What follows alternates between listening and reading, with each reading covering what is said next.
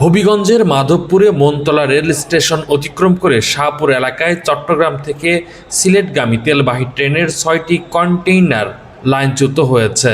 এতে সিলেটের সঙ্গে সারা দেশের রেল যোগাযোগ বন্ধ হয়ে যায়। কন্টেইনার থেকে তেল পড়তে শুরু করলে তা সংগ্রহ ভিড় করেন আশপাশের লোকজন।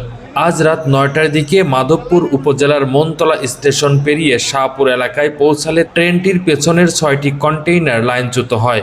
লাইনচ্যুত কন্টেইনারগুলো থেকে তেল গড়িয়ে পড়তে থাকলে বালতি আর বিভিন্ন পাত্র নিয়ে তা সংগ্রহ করতে থাকেন স্থানীয়রা। এতে দুর্ঘটনাস্থলে তৈরি হয় তীব্র ভিড়, বাড়ে অগ্নিকাণ্ডের আশঙ্কাও। নোয়াপাড়া রেলওয়ে স্টেশনের স্টেশন মাস্টার মনির মিয়া জানান, আখাউড়া থেকে রিলিফ ট্রেন এসে উদ্ধার কাজ পরিচালনার প্রস্তুতি নিচ্ছে রেলওয়ে। তবে তাৎক্ষণিকভাবে দুর্ঘটনার সুনির্দিষ্ট কারণ জানা যায়নি। কোনো হতাহতের খবরও পাওয়া যায়নি বলে জানান তিনি। এই ঘটনায় সিলেটগামী সব ট্রেন চলাচল বন্ধ থাকায় বিপাকে পড়েছেন রেলযাত্রীরা। কোহিনুর ইসলাম, আন্দোলনের বাজার, ডিজিটাল নিউজ ডেস্ক।